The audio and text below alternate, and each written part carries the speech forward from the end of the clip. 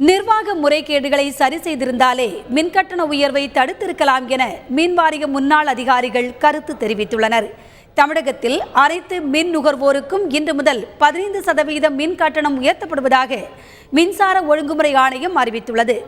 ஏழை எளிய மக்களை பாதிக்காத வகையில் 500 யூனிட் வரை பயன்படுத்துவோருக்கு மின் கட்டண உயர்வை அரசே ஏற்கும் என தமிழக அரசு அறிவித்துள்ளது.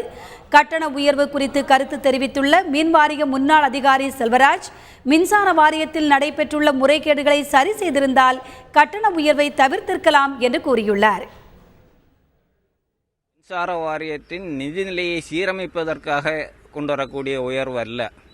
ஏற்கனவே மின்சார வாரியத்தில் முறைகேடுகள் ஏராளமாக நடைபெற்றுக் கொண்டிருக்கின்றன. அதிக விலைக்கு மின்சாரம் வாங்குவது போன்ற பல்வேறு துறைகள் சில இரகுலாரிட்டிஸ் நடந்து கொண்டிருக்கிறது. இவற்றையெல்லாம் சரிக்கட்டி அன்றாடம் பிரச்சனைகளை சமாளிப்பதற்காகத்தான் இந்த மின்கட்டண உயர்வு புகுத்துகிறார்கள். இந்த மின்கட்டண உயர்வு ஏன் தேவையில்லை என்று சொன்னால் விலையை அதிகரிக்கிறார்கள் என்பதற்காக தேவையில்லை என்றல்ல. இங்கு நடக்கக்கூடிய முறைகேடுகள் சீர் செய்யப்பட்டால் இந்த மின்கட்டண உயர்வு தேவையில்லை. தனியார் மின் உற்பத்தியாளர்கள் பொதுமக்களுக்கும் தொழிற்சாலைகளுக்கும் நேரடியாக மின்சாரத்தை விற்க அனுமதித்தால் அதிக விலை கொடுத்து மின்சாரத்தை வாங்க வேண்டிய தேவை இருக்காது என்றும் செல்வராஜ் தெரிவித்துள்ளார்.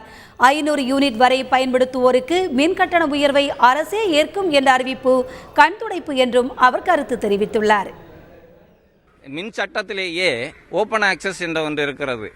தனியார் மின் உற்பத்தியாளர்கள் பொதுமக்களுக்கோ அல்லது தொழிற்சாலைகளுக்கோ நேரடியாக மின்சாரத்தை விற்பதற்குரிய சட்ட வழிமுறைகள் இருக்கின்றன.